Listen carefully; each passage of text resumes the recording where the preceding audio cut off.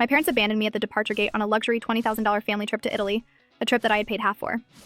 3 days later, my mom called me hysterically crying from an Italian police station because my angel younger sister had robbed them blind and nearly gotten them thrown in a foreign prison. I'm a 26-year-old woman, and my sister Clara is 19. Clara was my parents' miracle baby, which gave her a permanent get-out-of-jail-free card. If Clara broke my things, I had to be the bigger person. If she threw a tantrum, it was just big emotions. As we grew older, her behavior became malicious. When I was 19, I spent weeks painting an art portfolio for my college admissions. The night before it was due, Clara poured bleach over my canvases. When I screamed, she put on puppy dog eyes and said she was trying to clean them. My parents grounded me for yelling at her.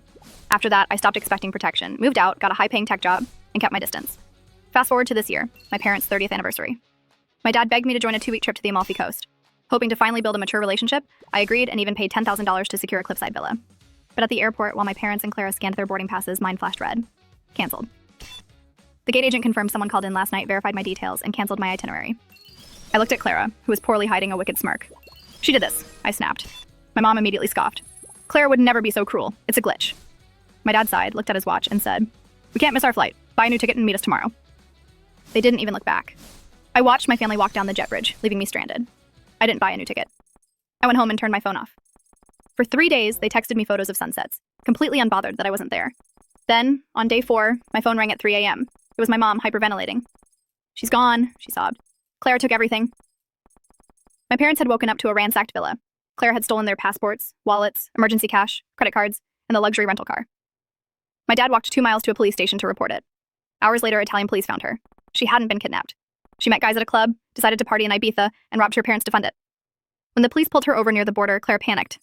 To save herself, she screamed that my parents were violently abusive, that she was fleeing for her life, and my dad was involved in illegal activities. Because of her wild accusations, the police temporarily detained my parents, who were terrified and couldn't speak the language. Now, my parents were stranded, penniless, passportless, and under investigation, while Clara sat in a holding cell. My dad got on the phone, his voice shaking, begging me to wire money and hire a lawyer. "Please," he cried. "We have nothing." I sat staring at my wall. "That's terrible," I said. "But you told me to sort out my own problems at the airport, so sort it out." I wasn't completely heartless. I wired them exactly $500, just enough for food and a taxi to the U.S. Embassy, and hung up. It took my parents 2 weeks of sheer misery to get emergency passports and fly home. Clara didn't come with them.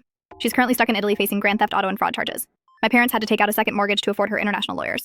When they finally returned, they showed up at my door looking 10 years older. My dad broke down crying, apologizing for ignoring my warnings, leaving me at the airport, and enabling a monster. I accepted the apology, but the trust is gone. They finally see their miracle baby for what she is, but it cost them everything to open their eyes.